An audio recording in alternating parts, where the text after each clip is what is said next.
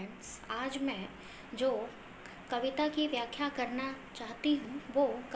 सुमित्रा नंदन पंत की ताज। ताज कविता सुमित्रा नंदन पंत द्वारा रचित एक ऐसी मार्मिक कविता है जिसके माध्यम से हम भारतवासियों को पंत जी जगाना चाहते हैं। तो इस कविता की व्याख्या करने से पहले आइए हम थोड़ा इस कविता को पढ़ लेते हैं। हाय मृत्यु का ऐसा अमर अपार्थिव पूजन, जब विषण्ण निर्जीव पड़ा हो जग का जीवन। संग सौध में हो श्रृंगार मरण का शोभन, नग्न क्षुब्धातुर वास विहीन रहे जीवित जन। मानो ऐसी भी विरक्ति क्या जीवन के प्रति, आत्मा का अपमान प्रेत और छाया से रहित प्रेम अर्चना यही। करे हम मरण को वरण, स्थापित कर कंकाल भरे जीवन का प्रांगण। शव को दे हम रूप रंग आदर मानन का, मानव को हम कुत्सित चित्र बना दें शव का। गत युग के बहुधर्म रूढ़ी के ताज मनोहर, मानव के मोहान हृदय में किए हुए घर। भूल गए हम जीवन का संदेश अनश्वर, मृतकों के हैं मृतक जीवितों का है ईश्वर। इस कविता में पंत की विचारधारा सर्वथा नवीन है। इस कविता में पंत जी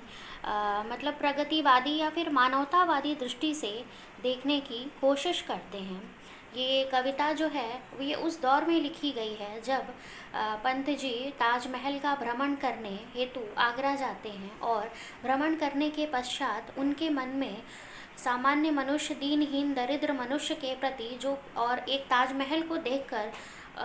जो एक कंपेयर करते हुए जो जिस पीड़ा का अनुभव करते हैं, ये उसी पीड़ा से अभिव्यक्त उनकी ये लेखनी है ताज।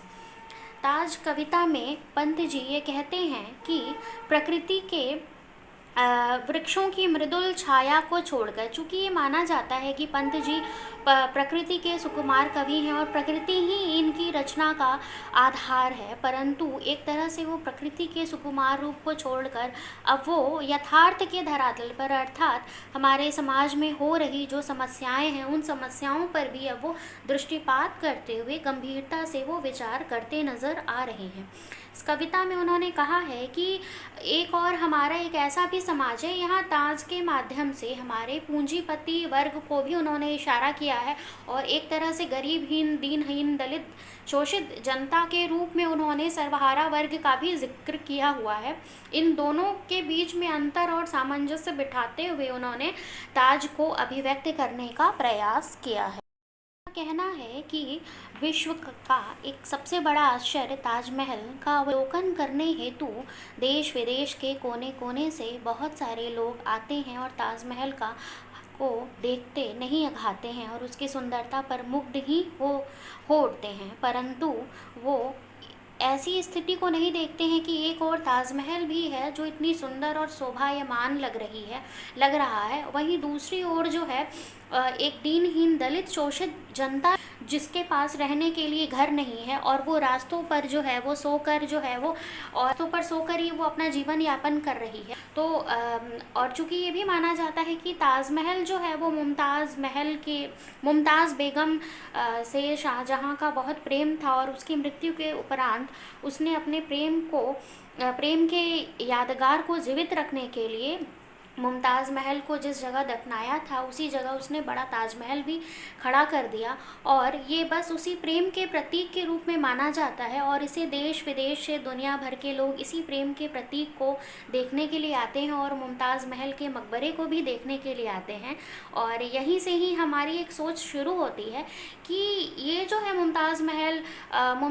बेगम जो है, ये तो उसका पार्थिव शरीर उसे ताजमहल में दफना दिया गया है, इसे तो माना जा सकता है कि वो एक मृतक है, और उसका जो है ये सब कुछ जो है वो जितना भी संरक्षण हो रहा है, जो भी पैसे खर्च हो रहे हैं, अगर सरकार भी उठा रही है या कोई एक ऐसी चीज़ है जहाँ से इसका सब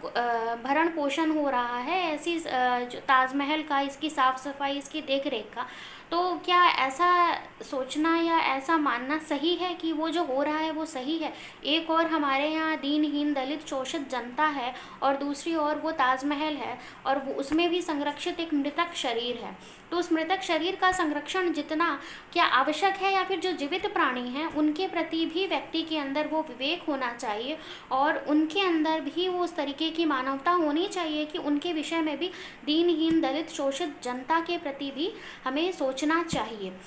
बस कवि इसी बात को ही इशारा करते हुए कहते हैं कि ताजमहल जो है, जिस तरह से ताजमहल में जो खर्च हो रहा है, अगर कहा जाए कि अगर उस जगह अस्पताल बना दिया जाए या फिर मतलब अगर किसी के ठहरने का विश्राम गृह बना दिया जाए, तो कहा जाए कि बहुत सारे लोगों को जो है वो जिनके पास रहने के लिए जगह नहीं है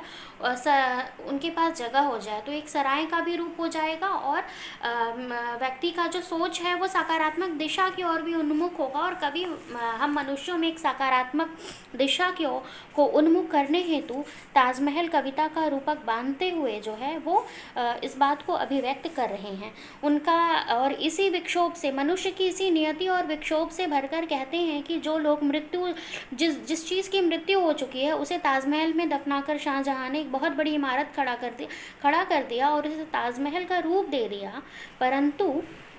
और उसी की इतनी अच्छी खासी देख रेख हो रही है, परंतु एक और हमारी दीनहीन दलित शोषित अनाथ जनता है जो भूख से आकुल व्याकुल और आवास विहीन है, उसके प्रति कोई चेतन दृष्टि नहीं है। तो जो लोग अगर इस तरह की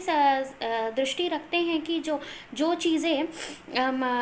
निर्जीव है, अगर ताजमहल को देखा जाए तो वो तो निर्जीव है, निर्जीव के प्रति इतना प्रेम और जो जीवित प्राणी हैं उनके प्रति इतना अनादर क्यों ऐसा? तो इसी विषय पर वो कहते हैं, संशय व्यक्त करते हुए कहते हैं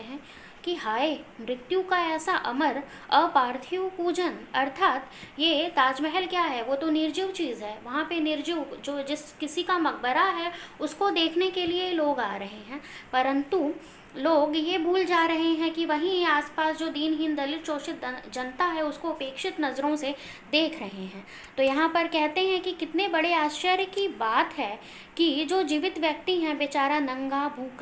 भूख से आकुल व्याकुल है और आवास विहीन है, वहीं दूसरी ओर मृतक का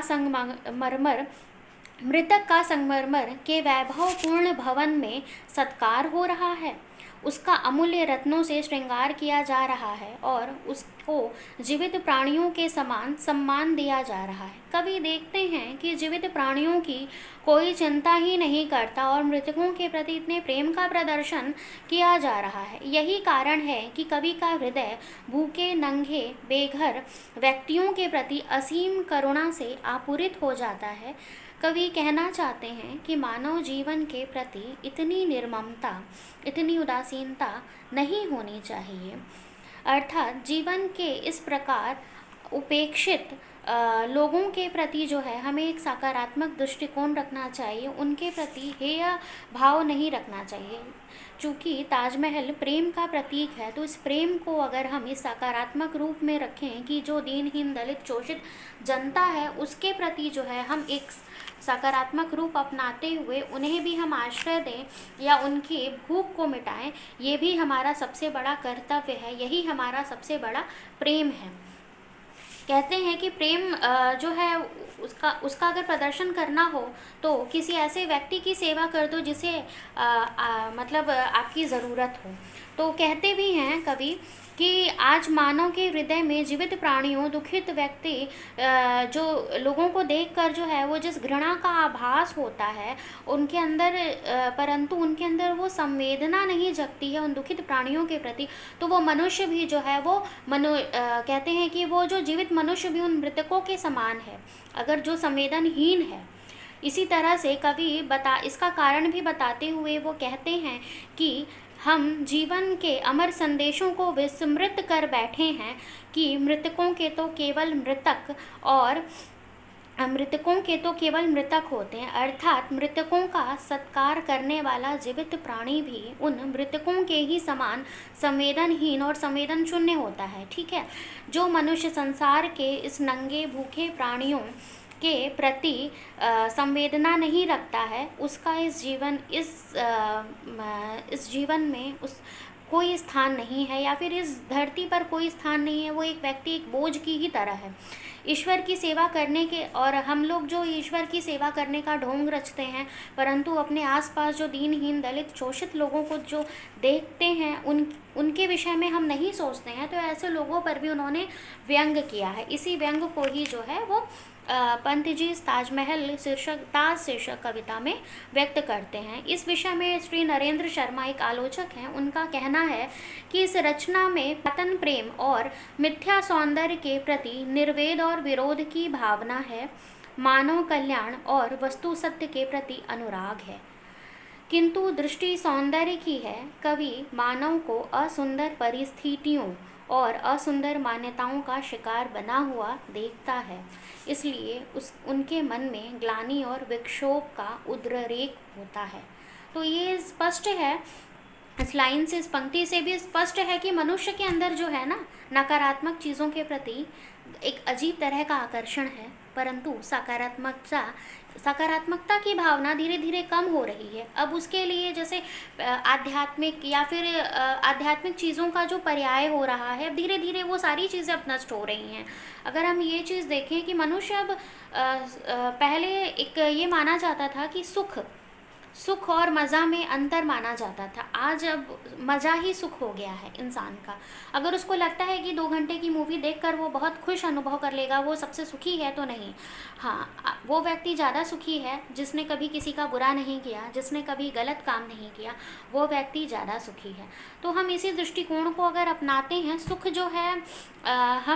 सुख जो है व्यक्ति की अपनी सोच पर, सकारात्मक सोच पर निर्भर होती है। वरना